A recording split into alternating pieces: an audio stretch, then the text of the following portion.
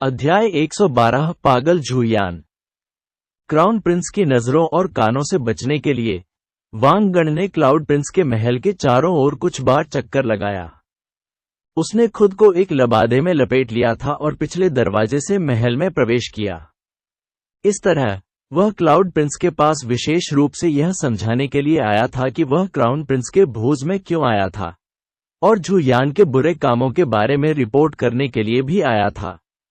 10वें राजकुमार को शायद झुयान के बारे में सुनना पसंद नहीं होगा, लेकिन कहानी में जोड़ने के लिए वांग गण का अपना मन था। उन्होंने सीधे तौर पर यह नहीं बताया कि वह क्राउन प्रिंस के महल में क्यों गए और उनके भोज में क्यों शामिल हुए।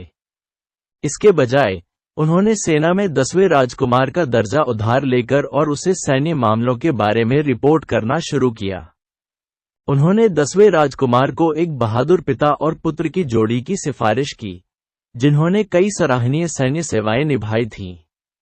इससे वह ऐसे पिता और पुत्र की जोड़ी की महानता के बारे में बार बार सोचता रहा, और फिर दुखी होकर अपने आप पर विलाप करता रहा कि कैसे उसके अपने परिवार को इस तरह के दुर्भाग्य का सामना करना पड़ा और उसने ऐसे बेकार बच्चे को पाला।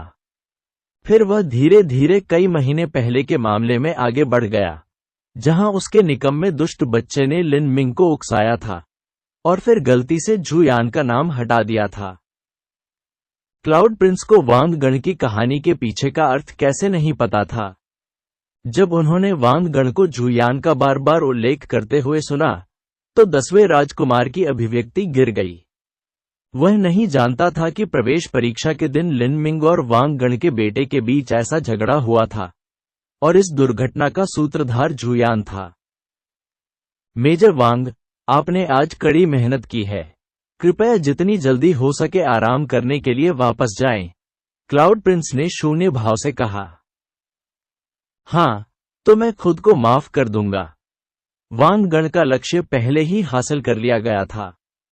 हालांकि स्काई फॉर्चून सिटी की सरकार में उनका पद बहुत बड़ा या बहुत छोटा नहीं था, यह वास्तव में एक बहुत ही संवेदनशील और महत्वपूर्ण मध्य स्तरीय कमांडिंग भूमिका थी। वांग गान को अपने सिर को सुरक्षित रखने के लिए लगातार सतर्क रहना पड़ता था और उसने ये काम बहुत अच्छे से किया था। स्काई फॉर्चून सिटी, झू परिवार शाखा। झुयान ने सफेद पैंट पहन रखी थी। बिस्तर पर लेटे हुए उसके बाल बिखरे हुए थे। जब उसने खिड़की से बाहर झांका तो उसका चेहरा उदास था। जब वह क्राउन प्रिंस के शानदार रोशनी वाले महल को देख रहा था, तो उसकी आंखें परिसर की स्तरित खिड़कियों से गुजरी। वह जानता था कि आज क्राउन प्रिंस अपने महल में एक भव्य भोज का आयोजन कर रहा है, और उस पार्टी का सितारा लिन मिंग था। लिन मिंग के बारे में सोचते हुए झुयान ने बिस्तर की चादरें कस लीं। झुयान की पकड़ में बढ़िया और महंगी चादरें फट गईं। कई दिन पहले हुई उस लड़ाई में उसने खुद को गंभीर रूप से घायल कर लिया था। रेड लोड स्पगेट्री एक मार्शल कौशल था जिसका वह अभी तक पूरी तरह से उपयोग नहीं कर पाया था। ऐसा करने में उसने अपने शरीर में असली सार को जरूरत से ज्यादा खींच लिया था और अपने मेरिडियन को क्षतिग्रस्त कर दिया था। झुयान की खेती अपर्याप्त थी और उसने बमुश्किल ही इसका उपयोग किया था। उसके शरीर पर भारी भार के अलावा उसे लिन मिंग के भाले से पीछे धकेल दिया गया था। नतीजा झुयान पर और भी गंभीर चोट थी। मांस के घावों को अच्छी दवाओं और गोलियों से ठीक करना आसान था, लेकिन मेरिडियन को हुई क्षति से उबरना बहुत कठिन था। जब वह पल्स कंडेंसेशन पीरियड से गुजर रहा था तो इस तरह का घाव एक बड़ी बाधा बन जाएगा। धत तेरी की। पेंग। झुयान के नीचे का मखमली तकिया अचानक फट गया। अनगिनत बर्फ के सफेद पंख सर्दियों में बर्फ के टुकड़ों की तरह कमरे के चारों ओर फड़फड़ा रहे थे। आह! लैन यूनुए डर के मारे उछल पड़ी और उसने अपना मुंह ढक लिया। झुयान मूडी थी, और इसके कारण उसे थोड़ी सी भी सुरक्षा महसूस नहीं होती थी। एक पल वह शांत रहता था, और अगले ही पल वह एक उग्र जानवर की तरह क्रोध से भर जाता था। लैन यून्यू की चीख के कारण झुयान ने अचानक लैन यून्यू की ओर देखा। जैसे ही झुयान की नजर उस पर पड़ी, लैन यून्यू की सांसें उसके सीने में अटक गईं। जू यान ने उसे जो रूप दिया उससे उसे ऐसा महसूस हुआ मानो वह बर्फीले स्नान में डूबी हुई हो। उसने सोचा कि जू यान अब उसे मार भी सकता है। जू यान के अचानक पूछने से पहले कुछ देर रुकी। क्या तुम्हें पछतावा है? क्या? किस बात का पछतावा? लैन यूनियू घबरा गई। उसने एक गहरी सांस ली और यथासंभव शांत रहने की कोशिश की। आप जानते हो मैं क्या सोच रहा हूं। लिन मिंग की वर्तमान उपलब्धियां जू यान की तुलना में पहले से ही कई गुना अधिक चमकदार थीं। बिना किसी संदेह के भविष्य में उनकी उपलब्धियां जू यान से कहीं आगे निकल जाएंगी। जू यान का मानना था कि लैन यूनियू के व्यवहारिक हृदय से उसे अनिवार्य रूप से अत्यधिक पछतावा होगा। क्राउन प्रिंस सबसे भव्य भोज की मेजबानी कर रहे हैं। वह वहां है। यदि तुम्हें पछतावा हो तो तुम वहां जाकर उसे ढूंढ सकते हो। उस प्रकार के भोज में सभी प्रकार की मशहूर हस्तियां और प्रसिद्ध प्रभावशाली हस्तियां शामिल होती हैं। वहां की कुलीन युवतियां शानदार और महंगी पोशाक पहनती हैं और उनके शिष्टाचार और शिष्टता सुरुचिपूर्ण होती है। क्या यह वही नहीं है जो आप हमेशा से चाहते थे? अब तुम जा सकते हो। जू यान की शांत आवाज अपने साथ बर्फीली ठंडक लेकर आई।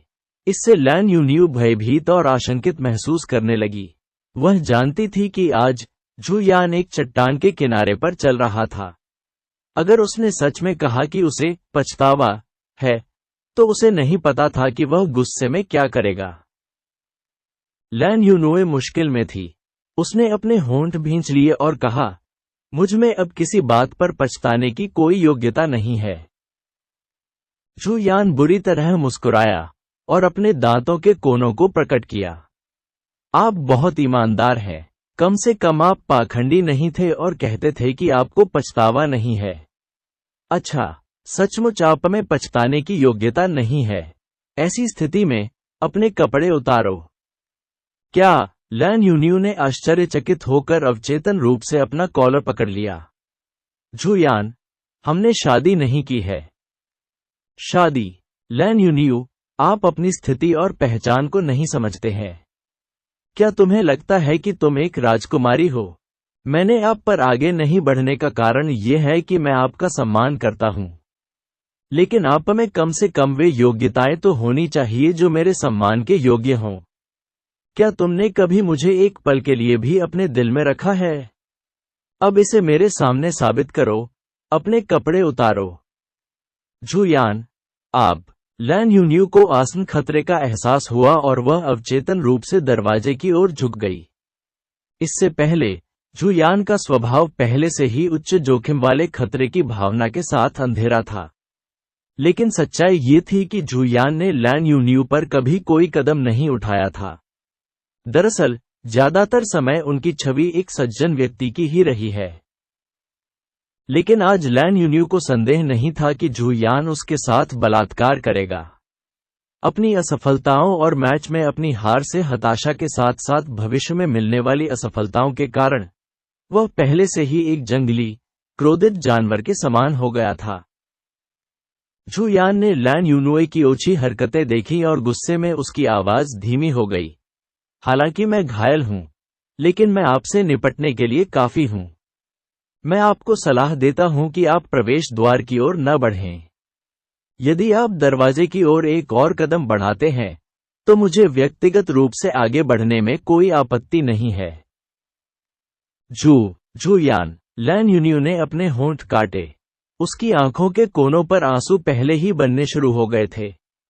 उसने अपने कपड़ों के कॉलर को पकड़ लिया और उसके पो भी अत्यधिक पकड़ से पहले ही सफेद हो गए। उसकी आवाज कांप रही थी और उसने कहा, आप मैच में लिन मिंग से हार गए और आपको लगता है कि लिन मिंग को पसंद आई एक महिला का दुरुपयोग करके आप प्रतिशोध ले पाएंगे और उसके खिलाफ अपना गुस्सा निकाल पाएंगे। क्या यह मार्शल आर्ट का आपका दिल है? जू यान, आपको मनोवैज्ञानिक रूप से खुद को आराम देने के लिए इस पद्धति का उपयोग क्यों करना चाहिए? क्या इससे तुम्हें बेहतर महसूस होता है? क्या कहा आपने? जू यान का चेहरा पूरी तरह से डूब गया था। लैन यूनियू द्वारा कहे गए हर शब्द ने उसके दिल को सजा दी थी और उसकी दुखती रग पर चोट की थी। आज वह लैन यून्यू पर आगे बढ़ना चाहता था। इसका कारण ये दमन था जिसके खिलाफ वह अपनी भड़ास निकाल सकता था या जवाबी कार्रवाई कर सकता था। वह नफरत करता था। उसे लिन मिंग की हर चीज से नफरत थी। उसे तुरंत कहीं न कहीं ऐसी जगह ढूंढने की जरूरत थी जहां वह लिन मिंग से थोड़ा सा ही बेहतर हो सके। वह अपने दिल के राक्षसों से छुटकारा पाने के लिए उस महिला पर पूरी तरह कब्जा कर लेगा जिसे लिन मिंग पसंद करती थी। लेकिन लैन यून्यू ने उनके विचारों को स्पष्ट रूप से प्रकट कर दिया था।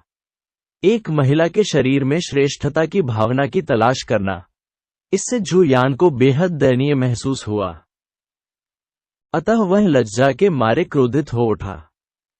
उसने अपना असली सार घूम लिया और उस पर झपटने ही वाला था। लेकिन इसी समय दरवाजे के पीछे से एक आवाज सुनाई दी। बाहर से बूढ़े नौकर की आवाज गूंजी, युवा मालिक, 10वां राजकुमार आया है। झू यान ने भौहें चढ़ा दी। उन्होंने जो सच्चा सार प्रसारित करना शुरू किया था वह धीरे धीरे शांत हो गया। लैन यून्यू अपनी सीमा तक तनावग्रस्त थी। उसका शरीर दीवार से सटा हुआ था और वह धीरे धीरे फर्श पर फिसल गई। उसकी पीठ घबराहट भरे पसीने से लथपथ थी। पिछले महीने में 10वें राजकुमार का नाम उसका दुस्वप्न बन गया था। उस समय केवल कुछ शब्दों के साथ उसने झू यान को अपनी सगाई त्यागने और उसे तलाक देने के लिए लगभग मजबूर कर दिया था। लेकिन अब 10वें राजकुमार के आगमन को सुनकर वास्तव में उसे अतुलनीय राहत महसूस हुई। झू यान उठ खड़ा हुआ और चुपचाप अपने कपड़े पहनने लगा। 10वें राजकुमार को देखने के लिए वह स्वाभाविक रूप से साफ सुथरे कपड़े पहनेगा और हॉल में उसका स्वागत करेगा। उनके शयन कक्ष में केवल वही व्यक्ति मिलता था जिसका घाव बहुत गहरा हो या असाध्य रूप से बीमार हो। हालांकि जब झू यान कपड़े पहन रही थी, बाहर अव्यवस्थित कदमों की आवाज आ रही थी।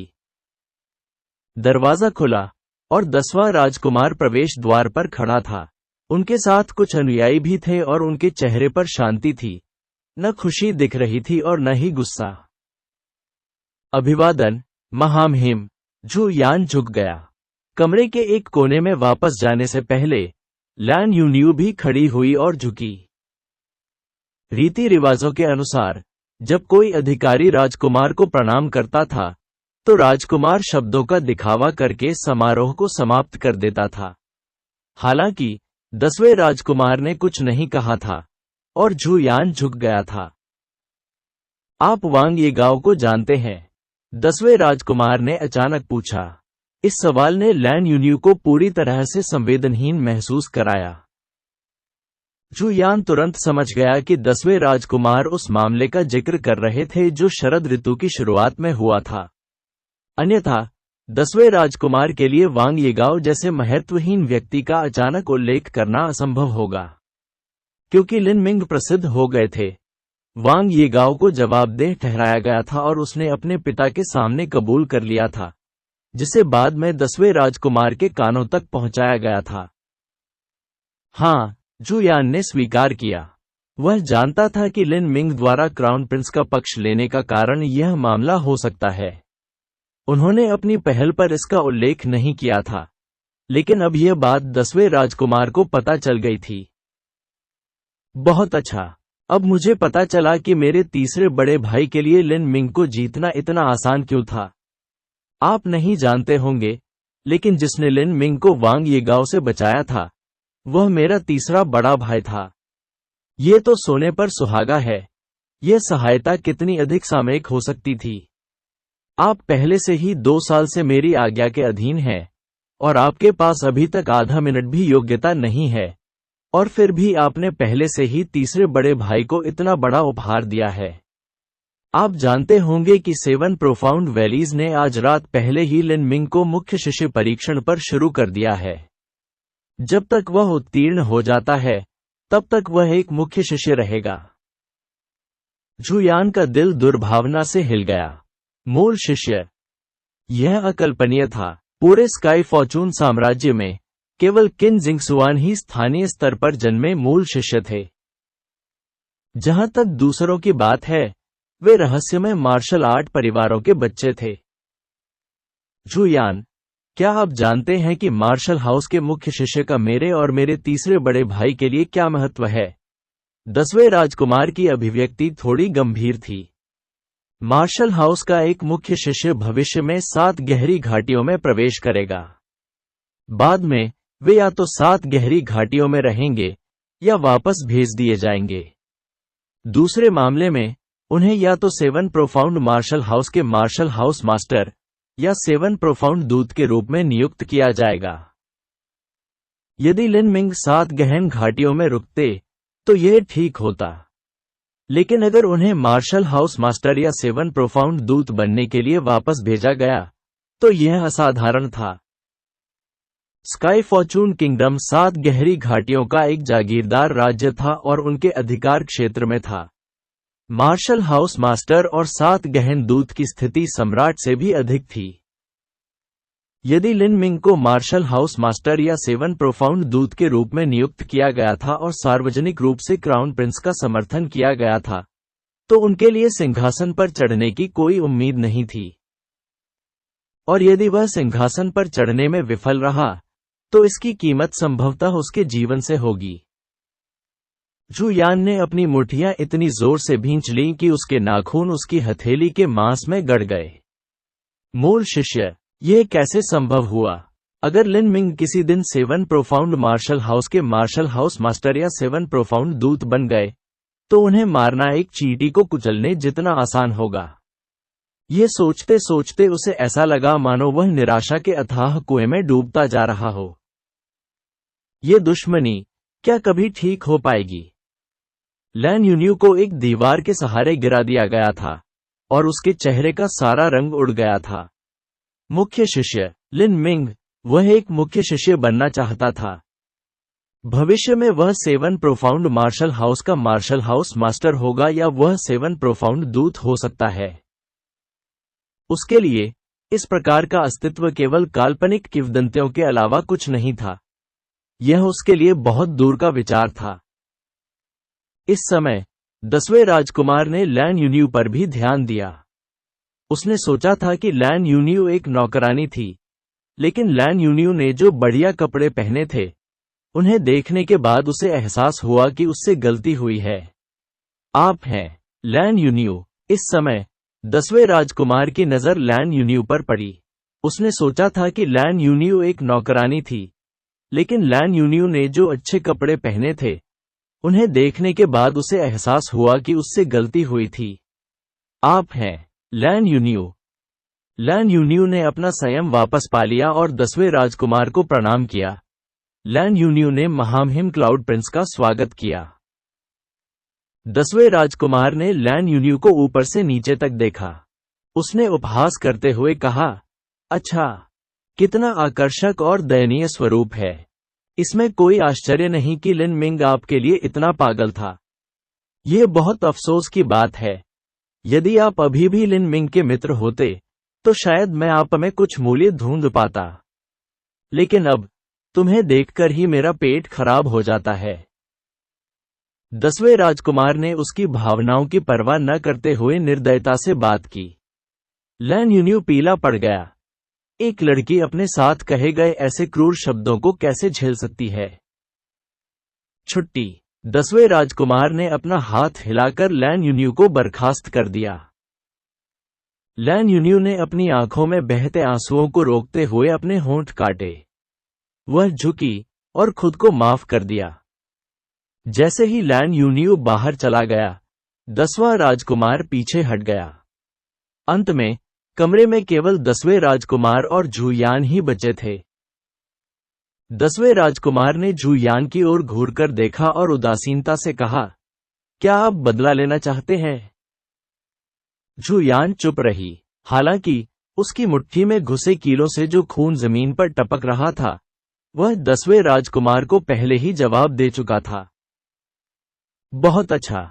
आपको पता होना चाहिए कि लिन मिंग जल्द ही 7 प्रोफाउंड मार्शल हाउस के मुख्य शिष्य बन जाएंगे। आप ये भी जानते हैं कि स्काई फॉर्चून किंगडम में 7 प्रोफाउंड मार्शल हाउस की स्थिति किस प्रकार की है। इसकी केवल सबसे कम संभावना है कि आपको अपना बदला लेने का अवसर मिलेगा। लेकिन इससे कोई फर्क नहीं पड़ता कि आपकी संभावनाएं कितनी अनिश्चित हैं, फिर भी अवसर रहेंगे। लिन मिंग के लिए 7 प्रोफाउंड मार्शल हाउस में हमेशा के लिए रहना असंभव है।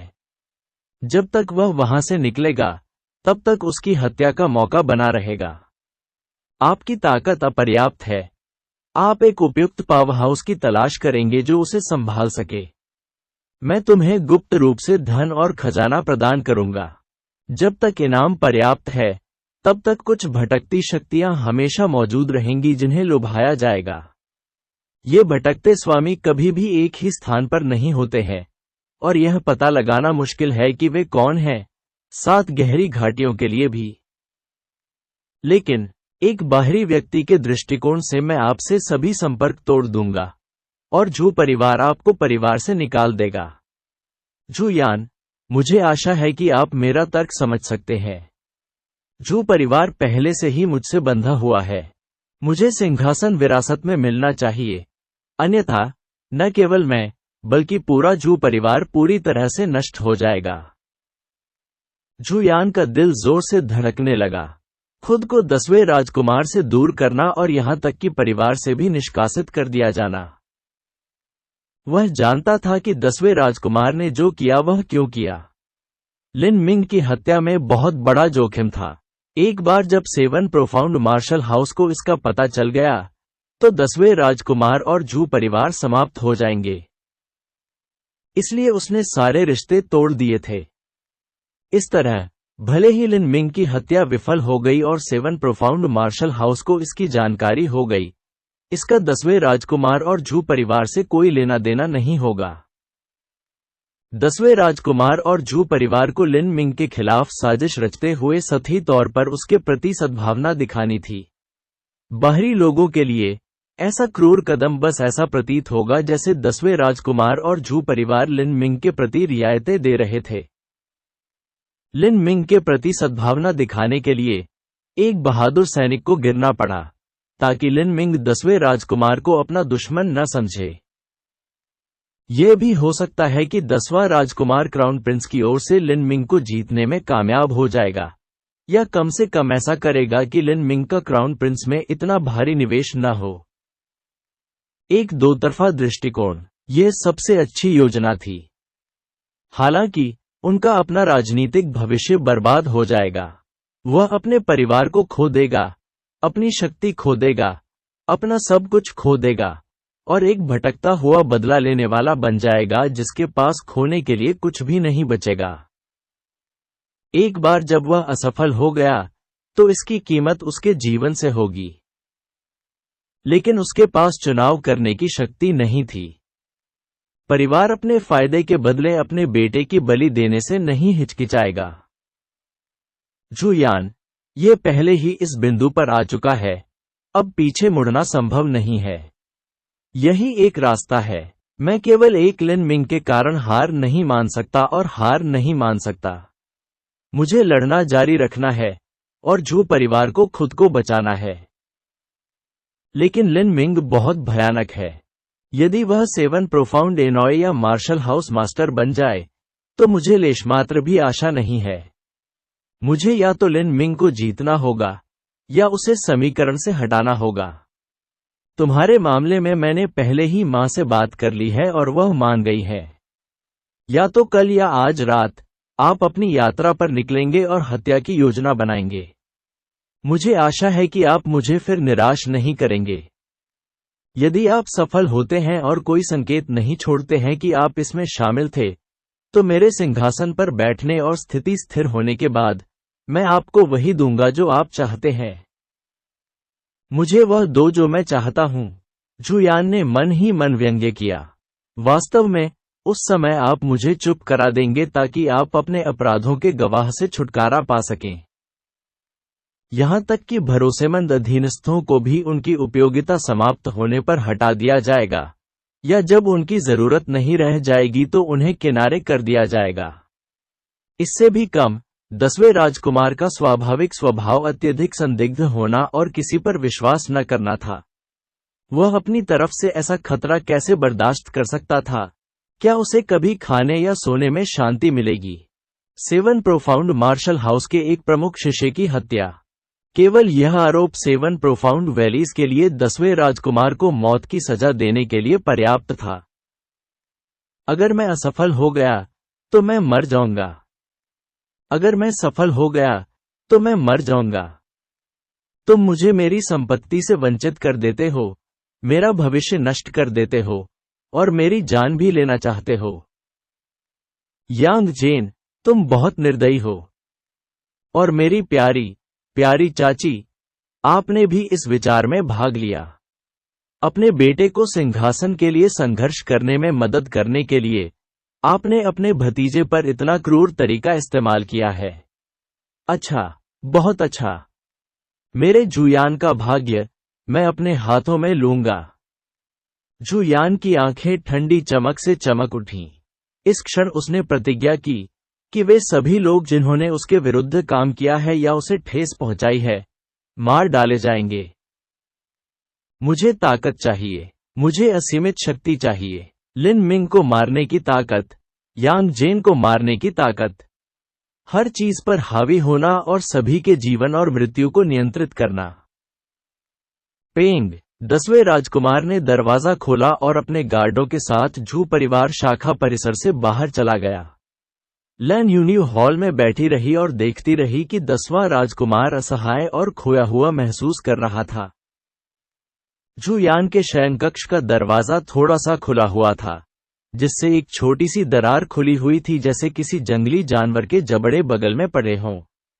लैन यून्यू उस कमरे में कदम रखने की हिम्मत नहीं जुटा सकी, लेकिन वह बाहर निकलने में भी असमर्थ थी।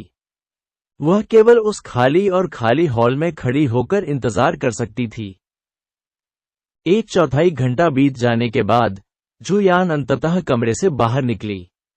लैन यूनुए स्पष्ट रूप से उठ खड़ी हुई। जुयान घूमा और लापरवाही से कागज का एक हल्का टुकड़ा लैन यून्यू की ओर फेंक दिया।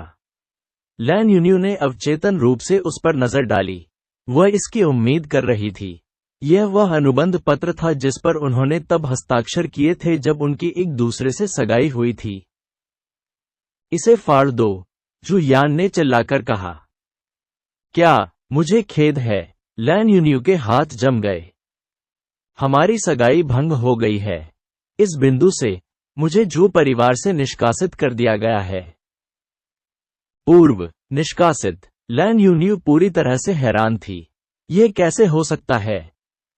जुयान ने कहा, जब आपकी और मेरी सगाई हुई थी, तो ऐसा करने का एकमात्र कारण मेरी स्थिति, शक्ति, प्रभाव और पैसा था। अब मेरे पास ये चीजें नहीं हैं। अब तुम्हारे पास मेरे साथ रहने का कोई कारण नहीं है। यह सगाई अनुबंध अब एक मजाक से ज्यादा कुछ नहीं है। जुयान ने ये कहने के बाद अपनी उंगली को झटका दिया और लैन यून्यू के हाथ में अनुबंध वास्तविक सार से टुकड़ों में टूट गया। उस पल लैन यून्यू का दिमाग शून्य हो गया। स्काई फॉर्चून किंगडम में एक लड़की का सगाई के बाद तलाक हो जाना एक शर्मनाक मामला था। दोबारा शादी करना मुश्किल होगा। जब अमीर लोग पत्नी की तलाश करते थे तो वे ऐसी महिलाओं से कभी संतुष्ट नहीं होते थे। यदि वे ऐसा करते तो यह केवल एक उपपत्नी के रूप में होता। आप अब जा सकते हैं। जुयान पूरी तरह से शांत हो गया था। वह मुड़ा और चला गया। लैन यून्यू को आखिरी नजर भी नहीं दी। उसका हृदय केवल अथाह घृणा से भरा हुआ था। अतीत का जुयान उस शयनकक्ष में मर गया था। उसके मन में लैन यून्यू की भावनाओं पर विचार करने का विचार कैसे आ सकता है? जैसे ही लैन यून्यू जू परिवार शाखा परिसर से बाहर निकली, वह स्तब्ध होकर सड़क पर भटकने लगी। ये खत्म हो गया था। जुयान और वह पूरी तरह से खत्म हो गए थे। उसे अचानक पता चला कि उसे उस युवा लड़की की उदासी महसूस नहीं हुई जिसे उसने खुद ही छोड़ दिया था। इसके बजाय जब उसने आह भरी तो उसे एक प्रकार की शांतिपूर्ण सांत्वना महसूस हुई। सगाई के उस फटे कागज के साथ ही वे अतुलनीय निराशाजनक और थके हुए दिन खत्म हो गए थे। देर से शरद ऋतु की रात की हवा नमी से भरपूर थी और शरीर पर पड़ने से ठंडक महसूस हो रही थी। स्काई फॉर्चून सिटी की नाइट लाइफ हमेशा की तरह जीवंत थी। हवा में खुशियां और उत्साहपूर्ण ध्वनियां भर गई थीं। उच्छृंखल और विलासितापूर्ण वेश्यालयों के बीच, हवा में ऊंचे लटकते चमकीले लाल लालटेन और मंद रोशनी के बीच, लैन यूनियू दूर से महिलाओं की बातें करने की आवाज सुन सकती थी। अपने आसपास की शोर भरी दुनिया को देखकर लैन यूनियू अचानक मुस्कुरा दी। यह एक खट्टी मीठी मुस्कान थी, राहत से भरी हुई। उसे अपना बचपन याद आ गया, जब वह और लिन मिंग नम वसंत घास पर बांस की ड्रैगन फलीस के साथ खेलते थे। उसे याद आया जब वे बारिश में एक साथ छोटे जंगली फूल तोड़ने जाते थे, या किसी खाड़ी के फिसलन भरे पत्थरों को पार करके ठंडे झरने में अपने पैर की उंगलियों को डुबोते थे। छोटी मछलियां आती और उनके पैर की उंगलियों को कुतरती, जिससे उन्हें खुजली होने लगती। क्योंकि लिन मिंग एक रेस्तरां में पले बढ़े थे, वह कम समय में स्वादिष्ट भोजन बनाना जानता था। वह तीतर को पकड़ता, कुछ जंगली जड़ी बूटियां और जंगली फल चुनता, और विभिन्न प्रकार के स्वादिष्ट भोजन पकाने के लिए अपने मिट्टी के बर्तन लाता। एक बार जब वह बीमार थी, तो वह पहाड़ी झरने का साफ पानी लेने के लिए तेज बारिश में कई मील दौड़ा ताकि वह उसके लिए कुछ पौष्टिक औषधीय दलिया उबाल सके। हालांकि वह अब उन दिनों में वापस नहीं जा सकती। इससे पहले कि उसे इसका एहसास होता, उसके चेहरे से आंसू बहने लगे थे। उसे पछतावा हुआ, लेकिन उसे इस बात का अफसोस नहीं था कि लिन मिंग स्काई फॉर्चून किंगडम की सबसे चमकदार सुपरस्टार बन गई थी, या उसने अगले राज्य मार्शल या सेवन प्रोफाउंड दूत की पत्नी बनने का मौका गंवा दिया था।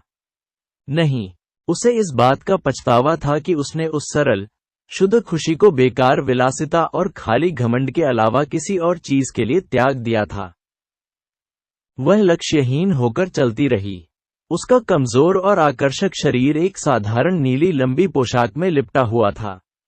लालटेन की चमकती लाल रोशनी के नीचे वह धुंधली और अकेली छाया से ढकी हुई थी। वह एक उजाड़ नीली तितली की तरह थी जो शरद ऋतु की ठंडी हवा में उड़ रही थी। वह सेवन प्रोफाउंड मार्शल हाउस में वापस नहीं लौटना चाहती थी। अपनी प्रतिभा से वह बहुमूल्य जड़ी बूटियों और औषधियों का सहारा पहले ही खो चुकी थी। अपने जीवन में वह अब उच्च मार्शल आर्ट की खेती हासिल नहीं कर सकी। वह ग्रीन शहतूत शहर वापस नहीं लौटना चाहती थी। उसके पास वापस जाने के लिए चेहरा नहीं था। वह नहीं जानती थी कि उसे अपने माता पिता का सामना कैसे करना है या अपने पड़ोसियों का कैसे सामना करना है। सबसे महत्वपूर्ण बात, वह लिन मिंग को दोबारा नहीं देखना चाहती थी।